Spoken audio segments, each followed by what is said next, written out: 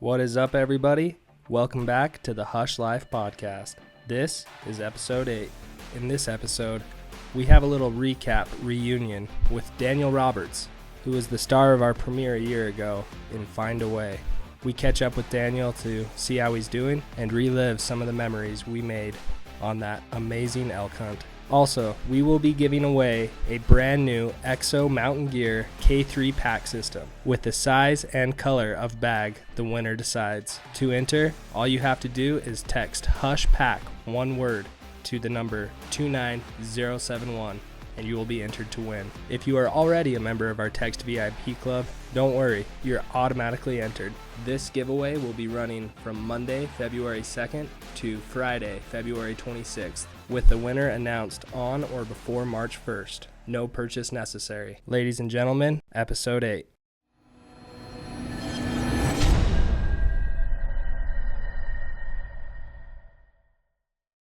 Daniel, how's work going, buddy? It's been pretty good. Same retail lifestyle, but things have been changing here and there in my schedule and whatnot.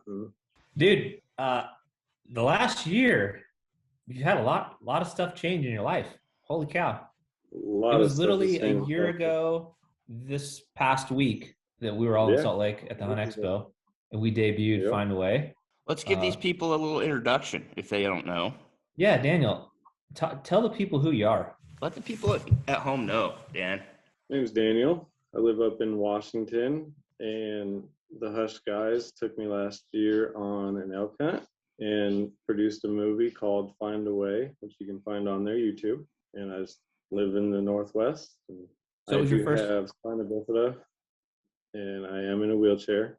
I'm paralyzed from my knees down, but I've never let that slow me down in any type of way as much as possible. I just do everything that I can. Let's take it a step back. Let's talk about 2 years ago, 2019, right? We were in Portland, Oregon at the what's that show called? Pacific Northwest Sportsman Show. Sportsman Show. Daniel and his brother-in-law came by our booth and introduced themselves, but we instantly recognized Daniel because of his handle and his support for us and our channel over the years. His avatar. Yeah. But Daniel came and introduced himself. We all knew who he was just because we had seen his positive comments on our stuff for years and years and years, right? Mm-hmm. Anyway, Probably Daniel. 2012, 2013, he's was commenting on videos way back. Yeah, since the channel started. Yeah, back in 2011. Anyway, so Daniel just made it known that he wanted to go on an elk hunt one day, and that was his dream. And luckily, we had an opportunity through some friends over that used to run the Wine Cup Gamble Ranch had a tag for us, and we took Daniel out on a hunt. And like he said, we made a movie out of it. And the rest even is history. The process was crazy, right? Like, so we meet Daniel for the first time. He's everything we would have expected him to be: super polite, friendly, just positive in every way. Same with Ryan, his brother-in-law. Got to hang out with him a couple days in Portland. And then we went directly from Portland to Salt Lake to do the typical Hunt Expo and setting up there, kind of our home show. And out of nowhere, a younger gentleman came up and was like, "Hey, love what you guys are doing." So my dad is a ranch manager at this big ranch in Nevada, and we're able to get, tags on an annual basis. And he'd love to try to do something with you guys. And it was just like immediate click. We know somebody that could use an elk tag. And this is less than a week apart from the time we met Daniel till the time Clancy came and talked to us in the booth. And that was like kind of how it all started. We made an open-ended promise to Daniel in Portland that we would get him out on a hunt, but we didn't really know what that meant or how we were going to make it happen. At the time, we had no tag, no connections, no anything, but we knew it was something we wanted to do. And then, Clancy shows up and is like, "Hey, would you guys want an elk tag on this big ranch in Nevada?" And it was just like immediately, like, absolutely, we have the perfect person for it. So that happened in February. Took some time to get the tag and work out the arrangements with the ranch and make sure like everything was going to be good. And then amongst ourselves, we kind of planned, prepared for the chance to let Daniel know the good news. So what did we do there, buddy? Yeah, so that was fun. That was all going behind the scenes without Daniel's knowledge, really. And so we all flew out to, did we fly into Portland? Seattle, bro. Come on. Dude, I always forget. I'll just go on a plane and land somewhere and be like, I don't even know where I'm at. We flew into Portland and drove to Daniel's work, and his management staff and everybody was super friendly, super nice, totally coordinated this like surprise for Daniel. And Dude, Daniel, just to interject there, they were fantastic to work with, but there was a lot of back end stuff happening because we were essentially asking them if we could come in during work hours and be disruptive. They ran it up through corporate. Daniel works at the Bass Pro Shop in Tacoma, so if you guys are in the Northwest, go say hello to him. But the leadership team there had to check with corporate, and then eventually they became like phenomenal like partners in helping us set up the surprise. Yeah, so we're out in the parking lot basically game planning like how this is going to go down, getting all nervous and stuff, and we're filming for the movie, and Daniel was inside. Weren't you testing jerky like at the basically right past the register, you're passing out jerky samples? Yeah, it was one of our sample event days, and I was getting it ready for my shift to pass out for the day. And so that's typically what you do. Let the people know what your job is at Bass Pro. So I used to be in our events department, which I would do any events for holidays, or like we have snack days, or we have kid events in the store, fishing ponds. I would generally work with those and help coordinate those. We no longer have the events department now, so I usually greet or work in many of our departments. Like last week, I was just working in our camping department just because I needed somebody. So I just kind of float around now. From your perspective on that day, was everything seem normal? Yeah, I had no clue you guys were planning or anything. I had no idea. I was nervous. I was nervous that somebody at your place of work was going to tip you off. Mm-hmm. Your facial expression when we came around the corner and you realized what was happening was priceless, man. I think the words out of your mouth were, Casey, Eric, what are you guys doing here? Dude, your response is pros. Who you were. Casey's response is classic. He walks around the corner and he's like, Daniel, you work here? Anyways, awesome. All of that is on the movie we did with Daniel called Find a Way. So we'll link that down below, but you can go check it all out. It was cool, man, because we had a chance to get Daniel's family there to be a part of the surprise. I mean, anybody that was working at the store that day came and rallied around him, and we were able to kind of share the news that we got him an elk tag and a bunch of other great goodies from, partners of ours that we work with, like a new rifle, optics, camo, I mean, you name it. And just said, hey, get ready. It's August right now, but come November, we're going on an elk hunt. So it was a pretty sweet deal. We just flew in and out for the day, a really quick trip to Seattle.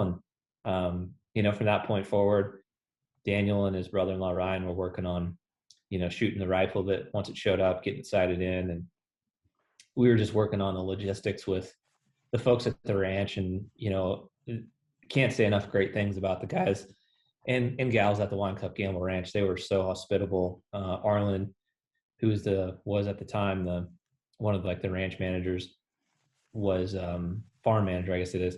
He was just so great.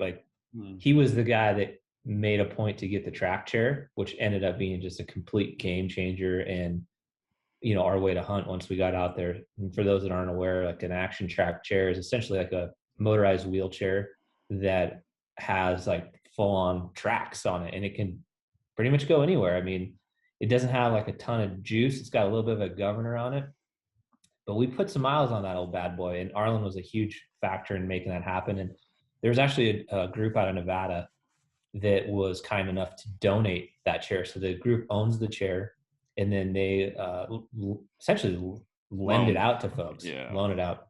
And so they loaned it out to us. And I think, once we got to the hunt or whatever, it was super cool. But we asked Daniel, hey, what do you want out of the hunt? And it was just, in his own words, it's like, dude, I want to go hunt. Because we had the potential to shoot an animal out of a vehicle with his tag. So he could have shot an elk from a truck or a side by side or, you know, things of that nature. But he's like, dude, let's go hunting. Let's use this track chair. Let's go see if we can spot and stalk an elk. Like, yeah, I didn't want to take the easy way out and just shoot from a vehicle unless I absolutely had to. It's like, that's not my idea of hunting. So what was your, like, once you got onto the property, kind of had that first chance to go do a little scouting, what was going through your head? Quite a bit. I was just taking in like the surrounding area and being with you guys and everybody at the ranch. And it's kind of soaking it all up there in the beginning. And so prior to coming out there, there was a lot of firsts that we checked boxes on. And You guys helped with a lot of firsts. so let's walk through some firsts. First bull elk in the wild scene, correct? First bull.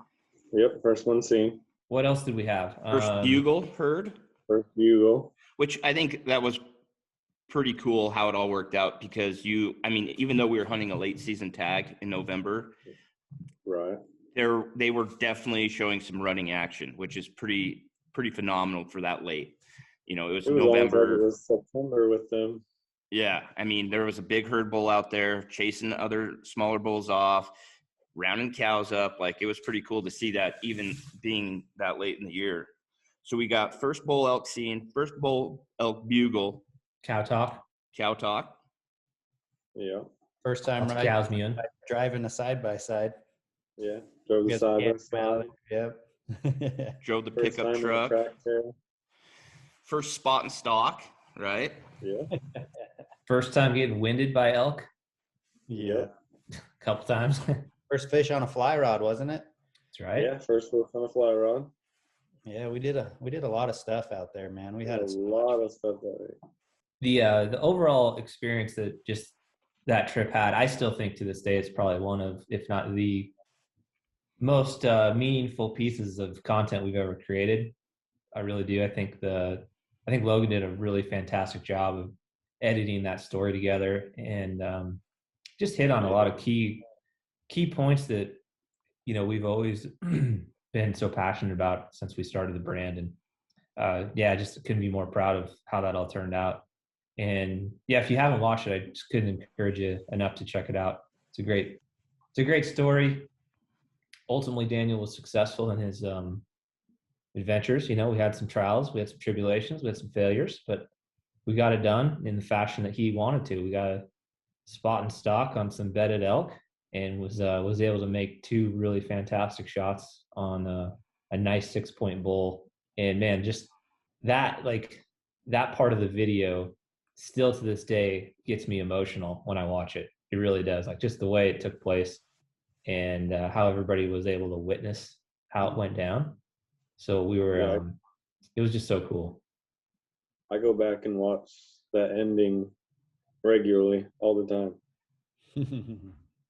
Pretty amazing milestone, really, if you think about like when you first met us in Portland and kind of the aspirations that you had for wanting to go on an elk hunt and try to get an elk. And, you know, we were confident that we'd get you one, but at the same time, you know, the limitations of the track chair certainly were challenging. The elk were in such a large herd that it was really difficult to sneak in on so many eyes. So the main bull we were chasing was just constantly in a herd of, I don't know, 50 plus elk probably. Oh yeah. So many it was a big herd. And that was our target bull. He was really cool. Like, just a awesome like character to his antlers. And that was the goal. The whole trip was to try to get that bull, but it was tough with all those eyeballs and just the track chair is a little bit noisier, not super noisy, but noisy enough. And then just trying to like find cover. A lot of the country we were hunting was more open sage country. Yeah, we tried a few different things. So Daniel got to mob that track chair all over the desert sagebrush. And we were using these giant ditches as like little alleyways to kind of sneak around. But that was just what made it fun, you know. I think Daniel got to experience a couple things also. Going back to first is we missed the first chance at him. He did shoot at him while we were kind of like did a small stalk and then kind of set up in some like hay blinds look-alike, like a pile of straw hay or whatever. But yeah, man, that leads to those missed opportunities, I think, makes it that much more rewarding when you finally connect. Because this wasn't just a simple, easy hunt. We put on many stalks that were blown, many chances that were just like so close. And I know from my own experience that those low times make the good time when you finally get one that much better. Yeah, there was many ups and downs. It was legit hunting. We were out there doing it. Roller There was no coasters, right? guarantee. I think I Yep. told Daniel while we were out there, I'm like, man, you look at all this country, there's a reason these elk are right here where they're at. It's because it was so open that they could see for miles. They could see any danger that was coming around them. And that's what made the hunt so difficult, was there was no cover to try to sneak in on them. What was your overall thoughts on your first elk hunt? Like, what did you take away from that? Well, I definitely learned a lot. And a lot about hunting and brotherhood. Just a lot about life, even just not taking things for granted, and all kinds of lessons. It was overall just a good learning experience and definitely a lot of fun. There's a few laughs to be had, no doubt. Certainly some tears. Definitely. It was it was just a lot of Couple emotion naps. packed in. Lots of naps. Daniel was a part of the Nap squad. official shot getter team. He fit right in with Logan. Those guys were battling on who could snore the loudest. But yeah, it worked out good though. Like we had some failed attempts, and then eventually found like a smaller, manageable group of bulls that we watched bed down. Honestly, not terribly far from kind of like the little ranch house that we stayed at, and Well, not too we were far. able to kind of use like a sprinkler derrick or whatever to sneak down. Pivot, thank you. Sneak down and get into position, and then just really waited them out. And eventually the group of bulls kind of stood up to get up out of their bed, and Daniel was able to make it happen. The cool part too is we were rotating on who got to hunt with Daniel. So each opportunity to spot and stalk, we'd rotate in and out. And I think it was a friendly, competitive nature of like, who's going to be the lucky one with Daniel when this all happens. And like Eric was with him when he missed that opportunity at the big bull. And I think, Casey's like, dude, I know you want to hunt with me, bro. You didn't have to miss though. That reminds me of my favorite part of that whole hunt is the night I did have you in the blind and that bull came in and we were set up and our communication just wasn't there. And I'm like ready for Daniel to shoot, and the bull's standing there at like 300. And I look over at Daniel, and Daniel's like, yeah. I'm like, yeah, why didn't you shoot? And he, I love that, man. I don't know if that came across in the video as well as I remember it, but that was pretty cool. Right. And we just laughed it off and moved on, right? We did. Daniel, you were waiting for Casey to give you the green light, like, all right, go ahead and take the shot, right? And then Casey's thinking like, oh, he'll just go ahead and shoot. I'm glad it didn't work out that night because we got to hunt another day. Definitely. That's really what it was. And a better bull. Yeah. Literally every time that was those close calls was just a reminder of sweet, we get to keep hunting. Yeah. Because every time we went on top, it was so much fun. The way it all played out at the end too is great because Casey and Eric and other folks that worked at the ranch climbed up onto these hay bales and with binoculars and spotting scope could kind of watch everything go down. So myself and Martin and Logan and Daniel snuck down the pivot, got in position, and then everybody else is in the backdrop just kind of observing.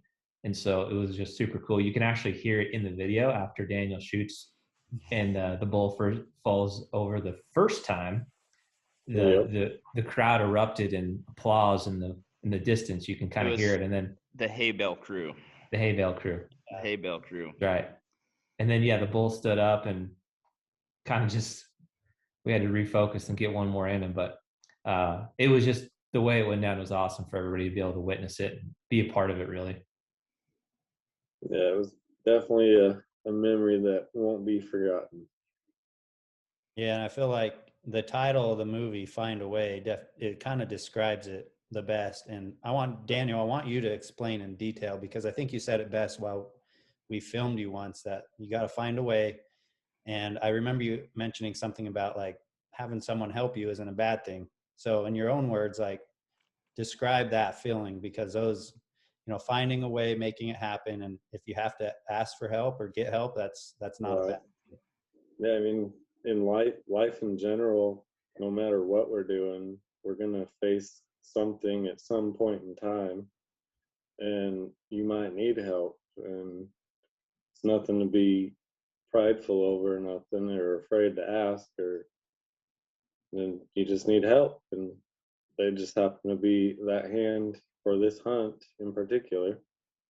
But the same concept can go for life in general, and I'll ask help if I need it, or I just always find a way. I love it, man. Yeah. We asked Daniel for his thoughts and feedback on what we should call this project. And he came up with the concept, Find a Way, and just couldn't be more fitting for not only the hunt, but obviously a lot of things about your personal journey in life. And we touched on it a little bit earlier, but explain to those of us who are maybe a little naive what spina bifida is. Spina bifida, it's a birth defect that affects the spine. And my spine was outside of the body when I was born. And because of that, they have to put it back in, and whatever nerves they cut to put it in affects how high your paralysis is. Mine is from the knees down, but I do use a chair to get around now. When I was younger, I did walk around with crutches, and really young, I just walked around with like leg braces just fine. Played sports, lived life, hunting, fishing, did everything. It's like there's just no excuse not to, just because you're disabled. You don't ever bring it up, but you were kind of a BA back in the day, wheelchair basketball, right? Yeah, I played a little bit of wheelchair basketball. I See you downplaying it. He's very humble. Downplaying it. I remember seeing a couple of those photos, dude. You were ripped. Yeah, I used to be ripped. Now I'm just round. So, I think it's interesting. You have a girlfriend now. Yes, I do. And did I read that right, that she has spina bifida as well? She does, yes. Okay. But she, like, what's her paralysis? She has a different form. It affects her lower limbs as well, her legs and feet. And she is able to walk. So tell us about this young lady. How did you meet her? I met her at work. She may or may not be my direct lead in my department. But work's cool about it. They don't mind as long as we do our job. And it's whatever. Yeah, guys, this whole topic where we're going right now is really why one of the reasons we wanted to kind of get on here and do an updated podcast, which there's so much that has happened in between. So we went from the hunt, and directly from the hunt in February, we had Daniel at our booth at our Hunt Expo, which was like just an awesome experience. So many of the fans that came up and wanted to talk to Dan and get autographs. Like, you were the star of our booth that entire time, and it was so much fun having you there. That experience alone was different. People wanting autographs from me, and it's like, I'm really nobody. It's like, but all right, it was definitely different. Yeah, so I mean, we should talk about that for a while, but moving forward, all of a sudden, over this last couple months, I'm getting texts like, "Hey Eric, I need some elk shed antlers." I'm like, "Yeah, you have a set here. What do you can come get them anytime." Because again, flashing back a little bit, my buddy Wes, he's got a YouTube channel, Rise and Shed. He actually had a set of the shed antlers of the bull that was our target bull during Daniel's hunt. It was a really goofy bull on the one side. And Wes drove out to gift Daniel that set of shed antlers.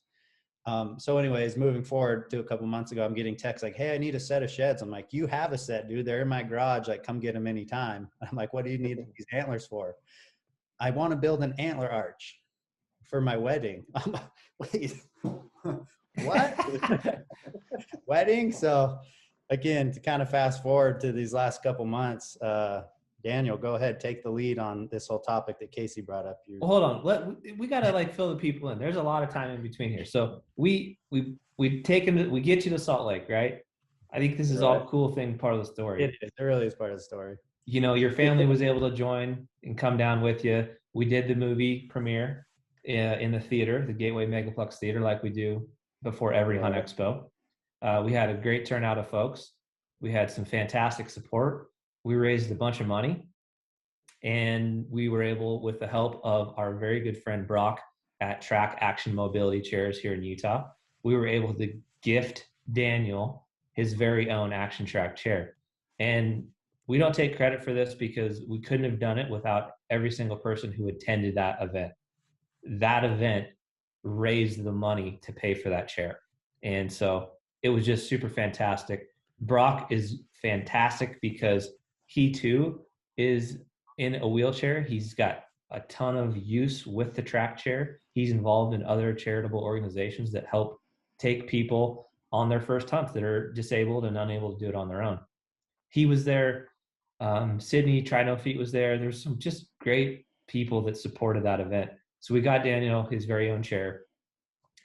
The folks at Monarch Mountain Taxidermy donated him his shoulder mount, so Daniel was able to get the bull, mounted, and then they set up a plan to essentially get the elk, the chair, all up to the Seattle Tacoma area from Salt Lake. And then to Eric's point, he was at the booth, met a ton of people. We launched it on YouTube simultaneously with the movie playing, so there's a lot of momentum around the video, and again, just people love the story. So at that point in time, you're pretty much famous. You're well known. Pretty much a rock star. No big deal. NBD. Yeah.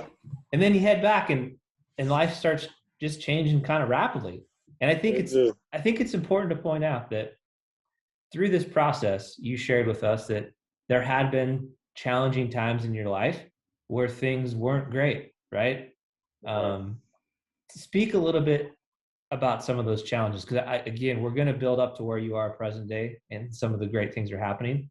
But I want to hear some of the things that you mentioned to us about, challenges that you faced growing up, challenges you faced trying to find employment, things of that nature. That, again, I think maybe those of us not familiar with disabilities and things would be maybe naive about. Right. Well, having a disability, it's not easy. I mean, some days it is, some days it's not. I mean, but that can go with anything in life. But with it does come, I've battled and still do occasionally depression. Used to be really bad. I was in a very bad place at one point in time. And I have no problem admitting that. It's like, it's just part of life. I am okay though. And so, yeah, it just comes with it. And it's like up until 2018, not one place of business gave me a chance to work for them. They would either look at me and come up with some kind of excuse to politely get around not hiring me, or just flat out wouldn't, because I didn't have experience. Which, how are you going to get experience if you don't get a chance? And so you Bass dealt Pro, leading up to Bass Pro really was your very first job, am I right? Yes, Bass Pro was my first job. I had a friend that was working there at the time when I got hired that I grew up with, and she spoke with management and was like, hey, you guys should give him a chance and just see what he can do at least. And then they told me to apply, and I did 2 interviews, and they gave me a chance. And I'm still employed just over 2 years now with them. Super cool. What did it feel like when you finally had an opportunity to like have that first job where you're making some money, and just the fact that they trusted in you? Walk us through kind of what that transition was like in your life, from going to more or less like being very dependent on where you lived with your parents, and not having an opportunity to get out a lot. And so what was that like jumping into your first job? It was definitely an adjusting period because I hadn't worked to that point. I just wanted to. I was ready to, but it was still an adjustment period. And so just getting used to that. And in a way, I told people that that job, in a way, literally saved my life when I was in those dark places.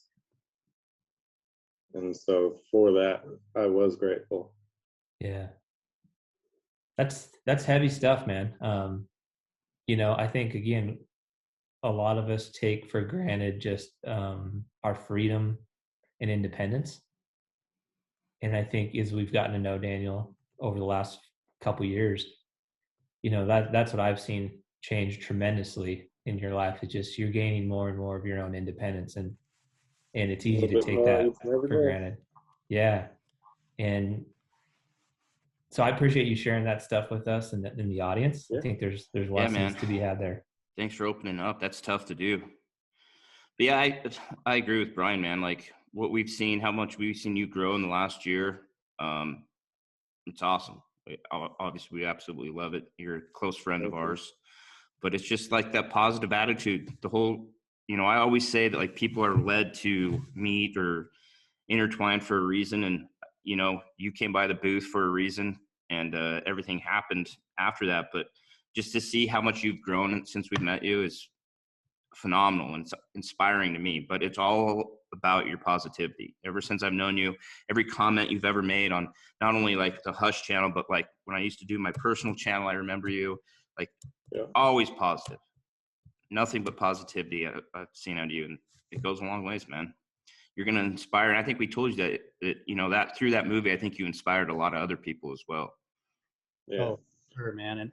And Daniel, I want to share this because I haven't had a chance to share it with you yet. But Okay. like you said, that inspiration goes beyond your reach, beyond your knowledge. And we can sit here and read all the positive comments, and we can know that those people took the time, which these are some of the greatest comments ever on that movie.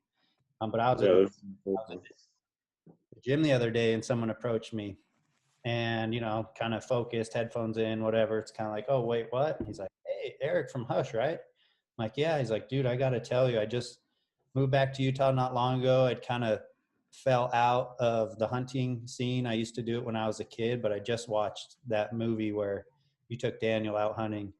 And he's like, dude, I just want to thank you. That was an awesome movie, and it inspired me to get back into hunting. So like, yeah, I mean, I couldn't believe it. So your inspiration to all kinds of people on this movie goes way beyond your reach, and it's never ending. That was literally like a week ago, and people are still watching that video and still finding motivation and inspiration through your story. That's awesome.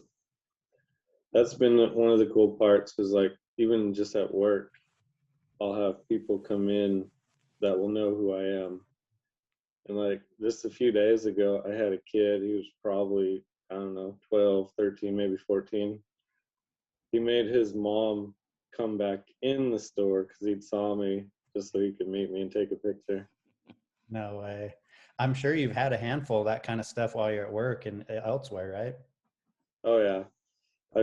It happens quite often at work. Somebody will come in and talk to me and ask about the movie and ask about you guys, of course. And, let's see, a couple weeks ago, I was out with my family walking the waterfront here, and this guy just comes up to me and was like, hey, I enjoyed your movie. And that was like the first time like completely out in public outside of like work. So that's the only place it's happened.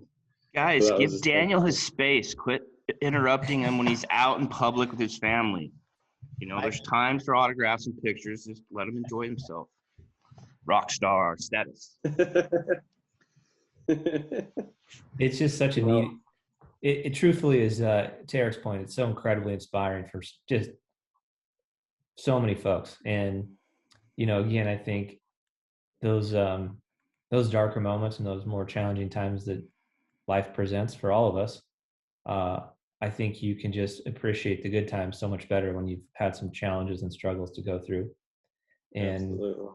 Being able to overcome some of those hard moments, and, the independence part, I think, is what has really resonated with me for you the last year. Just gaining more independence, gaining more confidence, gaining, more self-esteem from these events that have compounded from people being so kind and positive and letting you know that, right? Like Yeah, that stuff goes a long ways. That's it really does.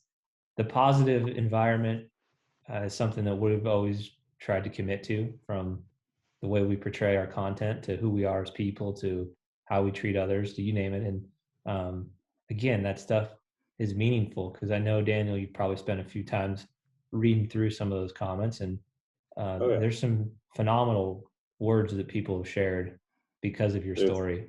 And that part, that is the positive part of the platforms, you know, which And like I try to take the time when I can to reply to them and just, let them know that I am thankful. so we had that great experience in Salt Lake at the Hunt Expo. Everybody had a fantastic time, and then we had to part Great. ways, and you went back home, and shortly thereafter COVID set in, and things have been certainly different, but you nonetheless have been able to kind of continue to build the momentum, the independence, the positivity. So walk us through a few things that have been huge changes. Now we're kind of coming up to speed on where things are at present day for Daniel. Well, over summertime, met my current girlfriend, and I no longer live at home. I live with my girlfriend and her 2 kids, and I'll be driving soon. And just So talk us through working. the vehicle component, because that was kind of a cool story too. Okay. This Christmas, this last year, my best friend Justin showed up at my house Christmas morning and had a gift to unwrap. And I opened it and it was a set of keys. And he was like, well, let's go outside. And outside was this lowered, so I could easily transfer into a Chevy S10 truck that, life takes over, and I haven't been able to really drive it to this point. But So it's equipped with hand controls, correct? yeah, it's equipped with hand controls, fully ready to go. I'm just waiting to get the license, which now I do have a driver's permit, and I'll be able to start practicing and then take the drive and just go for it. Start living life. So man, those are some absolutely huge pieces of independence that have fallen into place, right? Yeah, getting, Major. not that you didn't love living at home with your folks or what have you, but I'm sure it's very different Right. now, sharing a residency with your girlfriend and new family. The Right. car component is going to be massive change in your life here in the next 6 months or so, when you're ready and raring to go and out on your own doing donuts and stuff. So like, just fantastic positive changes. I told you the other day we talked, I'm like, dude, you just sound so happy, man. Yeah, So I mean, I'm just living life and got some good people behind me, good woman by my side now. It's like, it's all good right now. so where you're at today, what kind of advice or suggestions would you give other folks that maybe are dealing with a disability and are in a similar position that you've been in at times and are going through? We've received a lot of messages from either folks that are currently, in a wheelchair from a disability and are interested in trying to maybe get into outdoor activities or hunting, or maybe somebody that's in their family that's looking for ways to get them to have an experience like the elk hunt. What kind of advice could you give those folks? As far as like hunting and stuff goes, there's many organizations. You just have to research and find ones that are near to your area or somewhere you would like to hunt, maybe a different state. And there's different programs, like here in Washington, they have a disabled hunters program where you can get gate keys and different hunting opportunities. It's just a matter of taking advantage of it and just reaching out for help, honestly. Start asking people. And so, There's a couple groups, like the Disabled Outdoorsman group is a national group, and then there's some like subgroups from that. There's a Disabled Outdoorsman Utah group, and I know it's a tight community, right? They do a lot of great things, getting folks out on various adventures. And they are also extremely resourceful for being able to find different things like the track chair availability. So if you found yourself in a position where you could go on a hunt, these guys might be able to help find a chair that you could use or borrow. Action Track chairs is another resource. We can link all this stuff in the description box, but a lot of folks were curious like what that chair was and how could they go about trying to find one. And I think, it's safe to say that group from Brock to Sydney to, yourself now are lifelong friends. And, this new, unique group of people that you can talk to and share stories with. And I think that part's pretty cool too. Yeah, I mean, I just was texting Brock just the other night just to say hi, just because. And so it's like it's a whole new group of friends. Like I'll message you guys or whatever just to say hi. And it's just really cool to have new contacts and that you can reach out to and ask advice for, or where to find this or that. I think those chairs too are something to point out. It's above and beyond hunting. Like you shared with us that it was near impossible to go on the beach because your current wheelchair there's no way to do it. But a track chair would bomb down that beach no problem. Or, any type of weather. Logging road, it doesn't matter, anything. Like it's just versatile to get you out in some elements where a normal chair wouldn't really be viable because you might get it stuck or you might pop tires. You shared that kind of a couple of those experiences where just you'd pop a tire trying to go down like a logging road if you ran over some berry vines or something. So the chair just like berry vine or sharp rock, tires are done. Yep. Because you've sent some pictures to me out while you're on hunt. So why don't you kind of talk about a few of the experiences you've had with the track chair? Where has it been able to take you? And I took it out this last season for elk, which it was fun just getting out. But again, it was hunting, and we ended up not even seeing a cow or anything the whole season, which is kind of a bummer, but that's hunting. That's elk So, hunting. yeah, we took it out to the woods and down some logging roads and took it wherever we could. I got out with my brother-in-law Ryan for hunting season. that's awesome, man. Does anybody remember the group that loaned us that chair in Nevada? I'm trying to find them just to shout them out. Was it Nevada Outdoorsman? Yep. Or something similar? Was it Nevada Outdoorsman? Nevada Outdoorsman. Yeah, so they're a group out in Nevada that they own, I think, one or two chairs, but they'll loan them out or take people on hunts with them, which, Arlen, going back to what Brian said, Arlen reached out to him. We were thinking that we wouldn't really need one. We had the Can-Am side by side, but it was a game changer. It definitely allowed Daniel to hunt the way he wanted to hunt. And so big shout out to those guys for borrowing us that chair. Yeah. It definitely changed the whole aspect of what we could do on that hunt.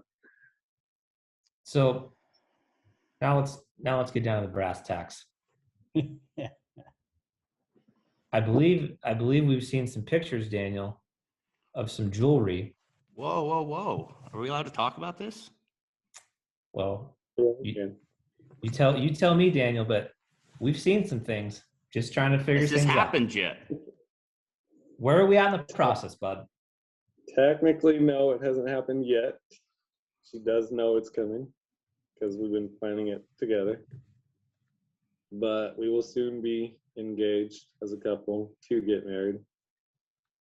It's just honestly one of those things. We haven't been together very long, and some people have questioned it, and some haven't, and they're happy about it, whatever. It's just kind of one of those things where, honestly, you just know. Like, she goes through the same exact things I do. It's like, our story is pretty crazy. We grew up going literally to the same doctors and never realized it. It's just No kidding. All kinds of things. So like, there's no way at one point we didn't see each other. That's wild. You guys are the same age? Yep, same exact age. She's 4 months older than I am, but yeah. So you guys work together. How long have you worked together? Since we've been together, basically. Since okay.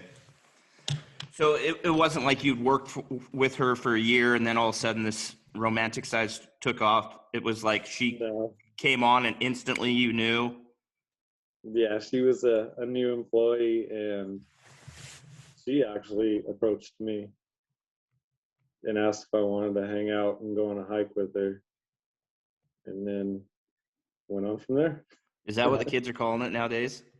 A hike? Yeah, we're going on the hike. Huh? Yes. I just pull up my text messages from you. So November 16th, Daniel reaches out. He says, "Hey, brother, will that washed gray Hush hoodie, the one you've been wearing, will it be released? I hope so. I need it." I said, "Yeah, I think so. I think we're going to drop these on the 20th. This one should be in the lineup." Awesome. Even my girlfriend was like, "Quote, I want that quote." I've got Hush content and the Hush brand. And I'm like, what now? No introduction to the girlfriend. So that was the first time back in mid-November. Daniel mentioned his girlfriend. And, you know, for those who are watching the video format, Daniel was nice enough to send me some photos of them out together and their dog. And there's his girlfriend in the Hush hoodie. So just, again, Daniel spreading the Hush life, you know? Yeah.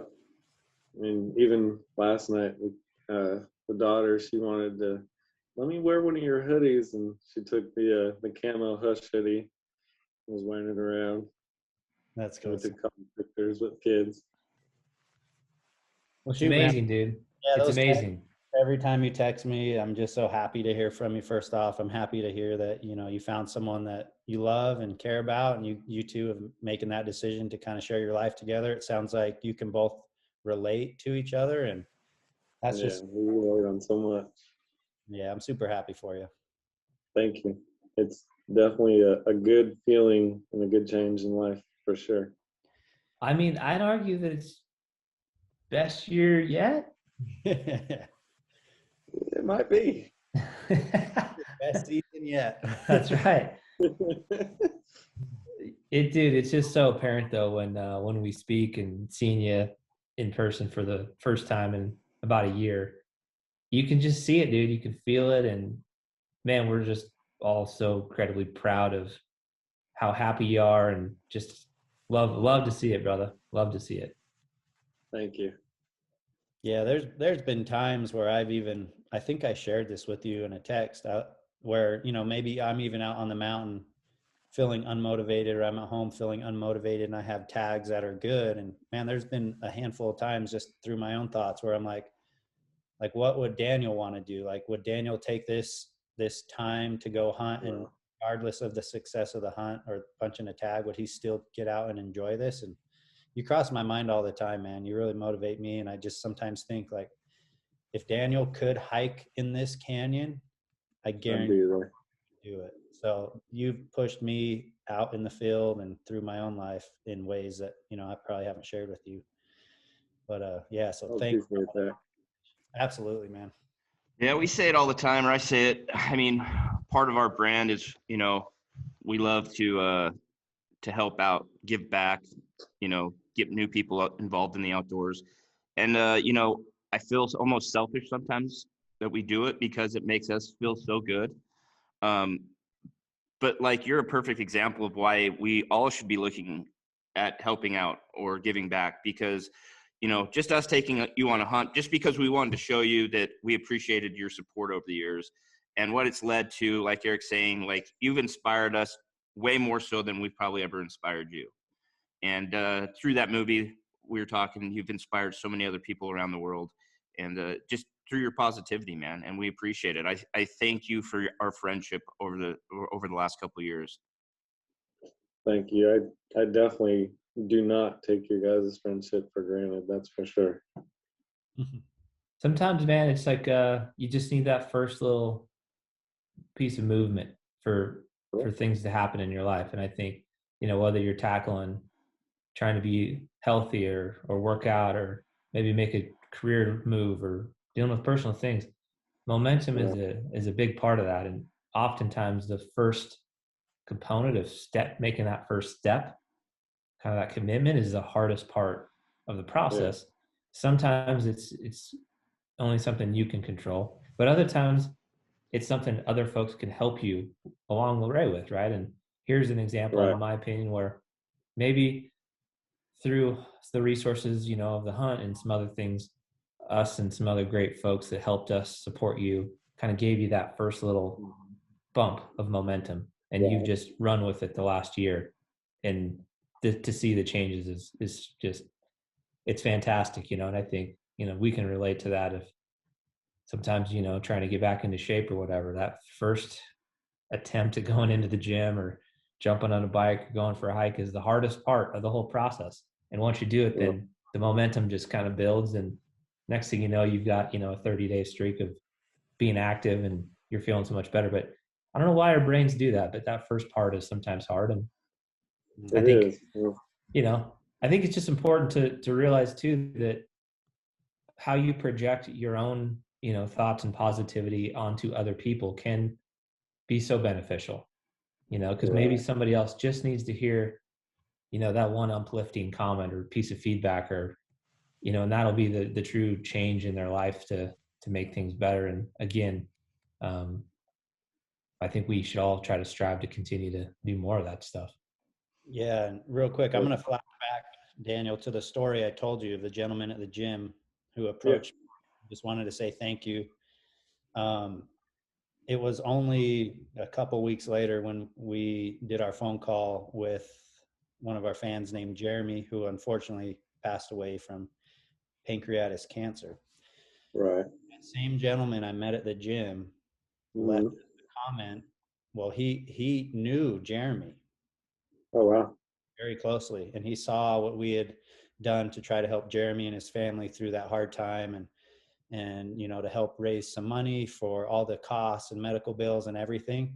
And that gentleman commented on there, and I'll never forget it, because he tagged one of his friends and he said, you know, I don't know what his friend's name, but he said, at so and so, I told you there was a reason why I found that video on YouTube. These guys just helped out Jeremy, who was a really close friend to his. So like how a lot of these things we do come together and just carry on with that positive message is crazy. So for that guy to find your video through YouTube, connect with us, and then only moments later see that we were helping one of his dearest friends was like, it's just crazy. That's man. Really cool. It comes back in full circle in many ways. It really does. February has historically been kind of the month where we really bear down and focus on giving back and you know, philanthropy-based projects. Over the years, it has oftentimes been from our movie premiere, where we've been able to do a raffle and raise a lot of money with the help of so many folks that attend the movie, so many of the folks that we work with.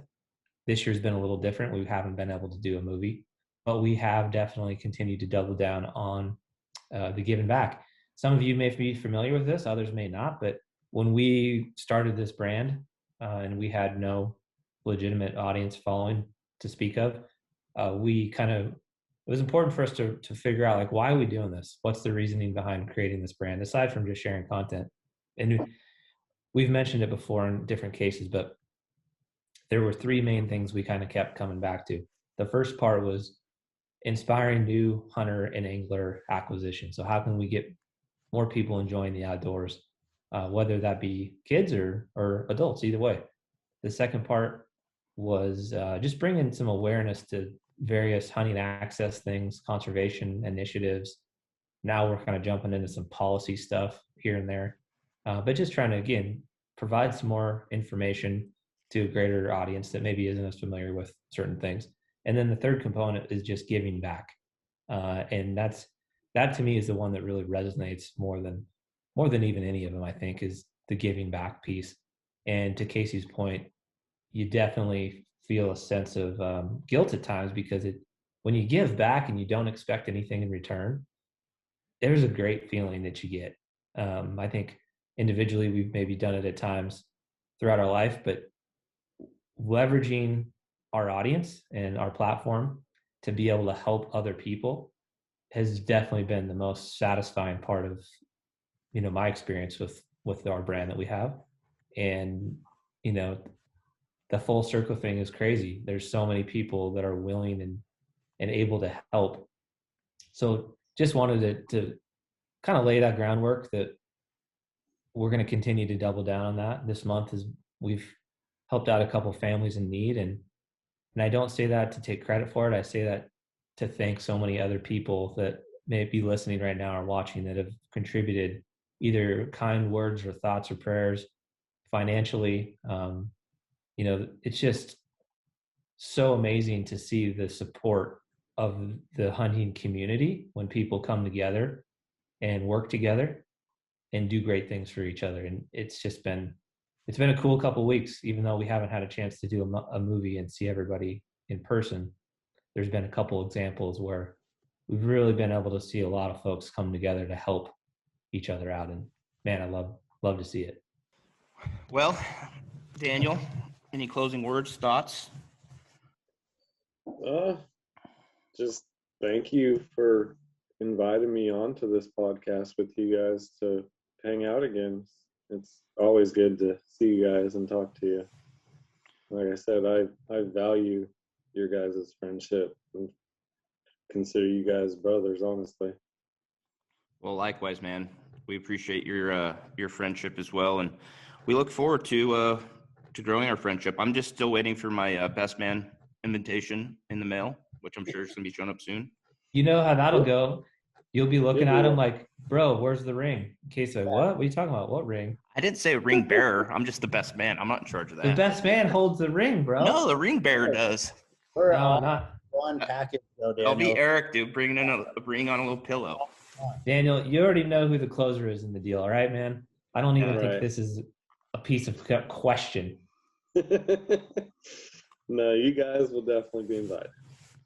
Yeah, Well, thank you, Daniel. Again, it's great seeing you, man. It's great seeing that smile and hearing from you and getting caught up on what's new. Super happy for you, and thanks again for coming on the podcast and everything you've done for us. Daniel, Yeah, guys.